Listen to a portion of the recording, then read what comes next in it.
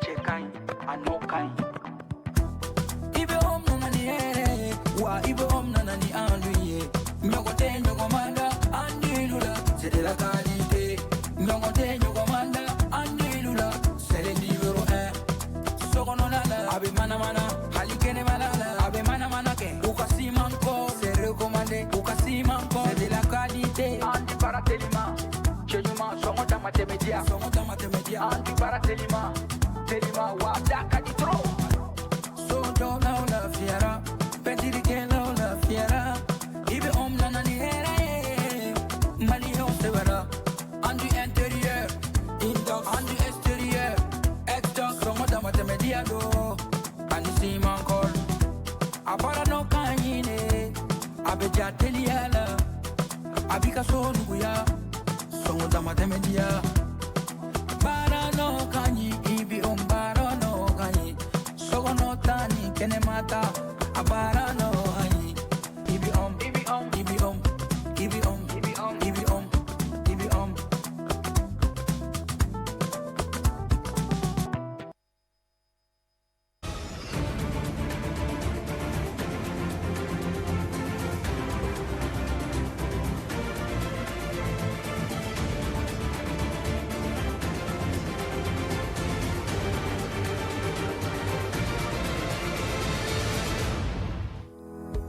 Clôture de 15 jours de formation intensive sur la citoyenneté et la cohésion sociale, réunissant 200 participants de l'Alliance des États du Sahel ce samedi 2 mai 2026. Nous en saurons plus dans cette édition. L'hémophilie, une maladie génétique qui empêche la coagulation normale du sang et impacte fortement le quotidien des patients, est le sujet auquel nous nous intéresserons dans la page Santé du jour. Un plaisir de vous retrouver une fois de plus pour ce bulletin d'information. Bonsoir et bienvenue. Nous commençons ce journal avec ce communiqué émanant de la présidence de la République. Communiqué lui par le secrétaire général de la présidence portant nomination du ministre de la Défense et des anciens combattants, mais aussi du ministre chargé délégué auprès du ministre de la Défense et des anciens combattants. C'était sur le plateau de l'ORTM cet après-midi. Suivant. Décret numéro 2026-0254 PTRM du 4 mai 2026 relatif aux fonctions de ministre de la Défense et des anciens combattants. Le président de la transition, chef de l'État, vu la Constitution, vu la charte de la transition révisée, décrète. Article 1er. Le président de la transition, chef de l'État, chef suprême des armées, assure les fonctions de ministre de la Défense et des anciens combattants. Article 2. Le présent décret sera enregistré et publié au journal officiel.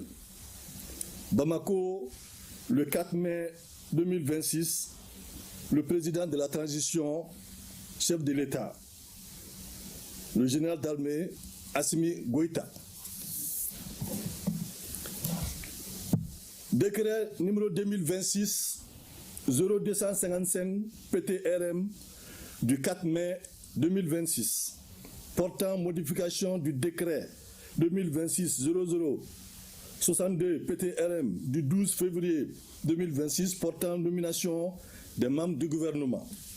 Le président de la transition, chef de l'État, vu la Constitution, vu la charte de la transition révisée, vu le décret 2024-0657 PTRM du 21 novembre 2024 portant nomination du Premier ministre, vu le décret 2026-062 PTRM du 12 février 2026 portant nomination des membres du gouvernement, après consultation du Premier ministre, décrète. Article 1er. La disposition du décret 2026-0062 PTRM du 12 février 2026 portant nomination des membres du gouvernement sont abrogées en ce qui concerne le général de corps d'armée Sadio Kamara, ministre d'État, ministre de la Défense et des anciens combattants. Article 2. Le général de division Oumar Diarra est nommé membre du gouvernement en qualité de ministre délégué auprès du ministre de la Défense et des anciens combattants. Article 3. Le ministre délégué auprès du ministre de la Défense et des anciens combattants, en termes de préséance, vient immédiatement après les ministres d'État. Article 4. Un décret du président de la transition fixe les attributions spécifiques du ministre délégué auprès du ministre de la Défense et des anciens combattants. Article 5. Le présent décret sera enregistré et publié au journal officiel. Le président de la transition, chef de l'État, signé général d'armée Assimi Goïta. Comme annoncé dans les titres, la 5e cohorte de l'initiative à l'école de la citoyenneté vient de boucler 15 jours de formation intensive. Durant cette session, des modules sur la citoyenneté et la cohésion sociale ont été enseignés aux auditeurs. Au nombre de 200 personnes, les participants sont tous issus de l'Alliance des États du Sahel. La cérémonie a été présidée par le ministre de la Jeunesse et des Sports, Abdoul Kassim Ibrahim Fomba. Le compte-rendu est signé Omar Sissoko. La 5e cohorte de l'école de la citoyenneté vient de boucler sa session de formation. Pour cette cérémonie de sortie, les 200 participants venus de tous les pays de l'AES ont mis en avant ce qu'ils ont appris durant 15 jours d'immersion à l'école de la citoyenneté, c'est-à-dire l'amour et la défense de la patrie, le leadership, la cohésion sociale et l'engagement citoyen, entre autres. Mesdames et messieurs, chers jeunes, ce que vous constatez en cette cérémonie n'est pas simplement le fruit de 15 jours d'activités intenses. C'est la matérialisation de la vision des plus hautes autorités du pays, en particulier celle de son Excellence le Président de la Transition, chef de l'État, qui a placé sa confiance dans la jeunesse malienne. Nous avons transformé cette confiance en actions concrètes, des ateliers dynamiques, des panels enrichissants, des productions artistiques et scientifiques, des unités de production et surtout des jeunes engagés, inspirés et fiers de leur rôle de citoyens. Je vous félicite du fond du cœur, chers jeunes, pour votre discipline, votre curiosité, votre créativité et votre engagement. Vous avez relevé chaque défi avec sérieux et enthousiasme. Vous avez démontré que la jeunesse est capable de dépasser les attentes et de construire des projets porteurs d'avenir.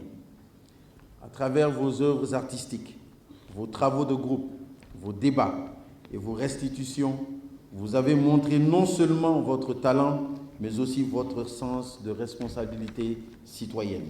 Des distinctions honorifiques ont été décernées à celles et ceux qui se sont démarqués lors de la formation. C'est dans ce contexte qu'une équipe d'informaticiennes issus de cette 5e cohorte ont doté le Palais des Pionniers d'une plateforme numérique. Et pour être toujours reconnaissant envers le ministère de la Jeunesse et des Sports pour ce programme ambitieux, des tableaux d'œuvres d'art, notamment avec la représentation du général d'armée Sadio Kamara, tombé en martyr pour la nation, ont été offerts au chef du département. Alors l'idée est venue du ministre suite à une question de ma part par rapport à la digitalisation de l'administration des services du Mali. Donc il a suggéré de faire une plateforme pour digitaliser les réservations du palais. Et avec ma coéquipière que je salue ici, Mariam Sissé, nous avons saisi cette opportunité-là d'aller au-delà d'une simple réservation. Une prestation de serment a mis fin à cette cérémonie de sortie de la 5e cohorte de l'école de la citoyenneté avec des vives recommandations quant à la mise en œuvre des thématiques enseignées. Ces nouveaux ambassadeurs formés selon les valeurs de la République seront des relais auprès de leur communauté. À la Maison des Jeunes de Bamako, également, scouts et guides venus de différents horizons du pays se sont retrouvés ce 29 avril autour d'un même idéal, restaurer l'unité. Chrétiens, musulmans et laïcs ont pris part à une session de formation autour des valeurs du scoutisme. Une initiative qui vise à faire du dialogue un véritable outil de paix. Suivant. Durant 2 jours, une session de formation a réuni les groupes scouts du Mali autour d'un objectif commun. Apprendre les techniques de médiation pour mieux se comprendre et avancer ensemble. un outil devenu indispensable pour faciliter le dialogue et recréer la confiance entre les différentes composantes du mouvement scout. Pour l'ONG Offred, partenaire financier et technique de l'activité, accompagner cette initiative relève d'un engagement fort en faveur de la jeunesse et de la paix sociale. Nous sommes penchés sur les questions de promotion de la paix à travers un programme que nous appelons PPDM, promotion d'une paix durable au Mali. Nous travaillons surtout avec les jeunes et les femmes pour promouvoir, cultiver la non-violence.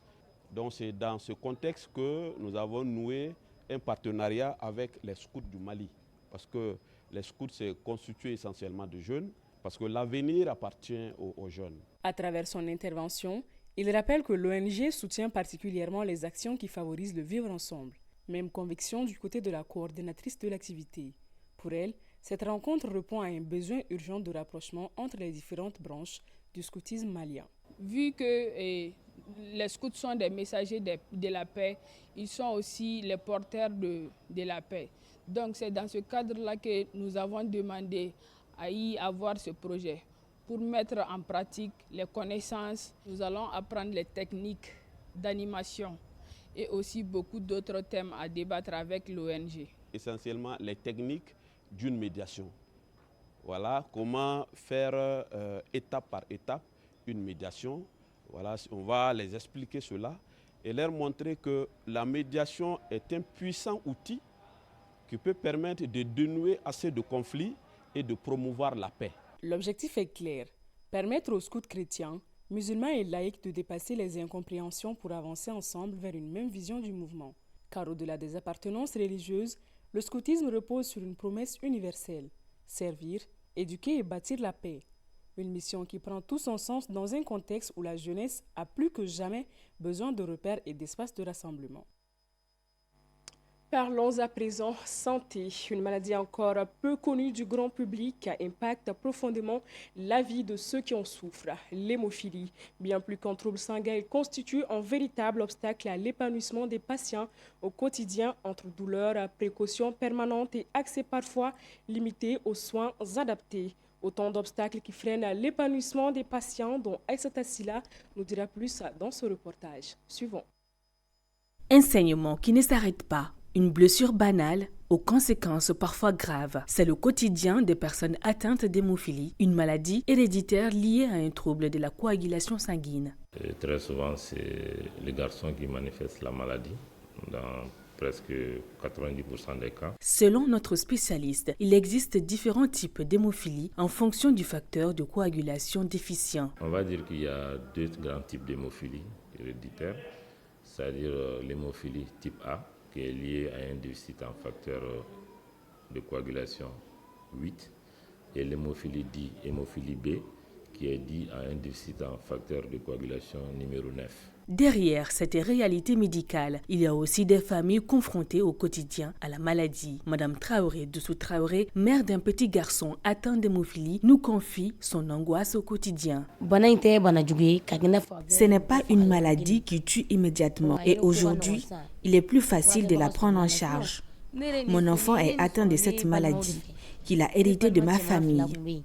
J'avais 2 frères qui en souffraient également. Ils sont malheureusement décédés après une circoncision à cause d'un saignement abondant.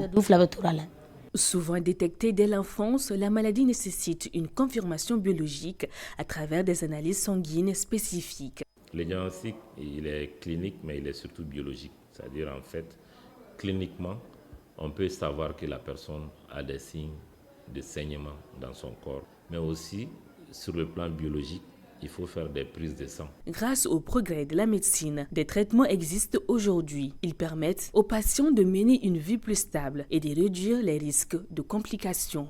L'Association malienne de lutte contre l'hémophilie et la coagulopathie, mais aussi des scientifiques avec l'accompagnement du gouvernement, cette association a adhéré à la Fédération mondiale de lutte contre l'hémophilie. Cette fédération mondiale donne des facteurs de coagulation au Mali qui sont gratuits, entre guillemets, c'est des dons. Avec ces facteurs de coagulation, on peut prévenir les saignements pour certains malades, mais on peut arrêter les saignements Donc quand il y a des lésions, on peut aussi traiter avec ces facteurs de coagulation. C'est un traitement qui est à vie. Maladie rare mais chronique, l'hémophilie reste un défi médical et social. Une meilleure sensibilisation et un accès élargi au traitement demeurent essentiels pour améliorer la qualité de vie des patients.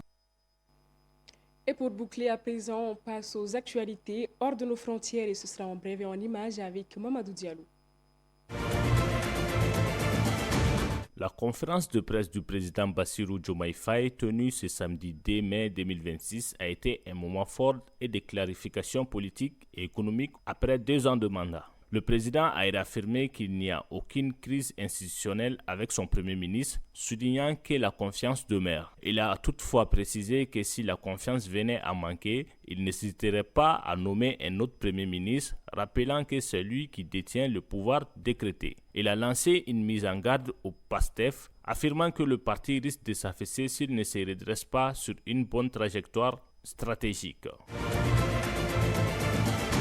Le Ghana a mis fin aux négociations d'un accord bilatéral de santé avec les États-Unis, en raison des désaccords majeurs sur l'accès aux données personnelles de ses citoyens, selon les sources proches du dossier. Ce refus constitue un nouveau revers pour l'administration Donald Trump, engagée dans une réforme de sa politique d'aide extérieure.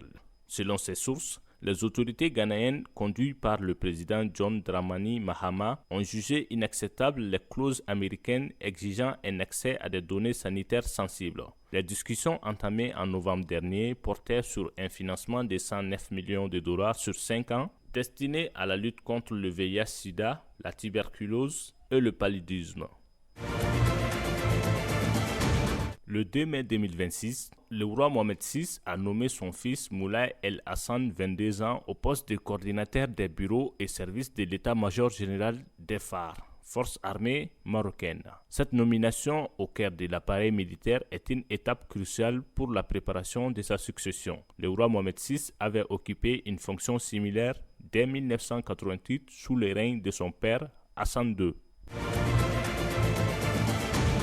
La situation au Moyen-Orient continue de provoquer une forte volatilité sur le marché pétrolier, avec des tensions persistantes dans le détroit d'Ormuz, qui est de facto fermé depuis fin février, entraînant une hausse des prix des hydrocarbures. Donald Trump a annoncé des mesures pour escorter des navires et tenter de débloquer la situation. Le détroit est au cœur d'un double blocus iranien et américain qui paralyse environ 20% de l'approvisionnement mondial en pétrole et en gaz.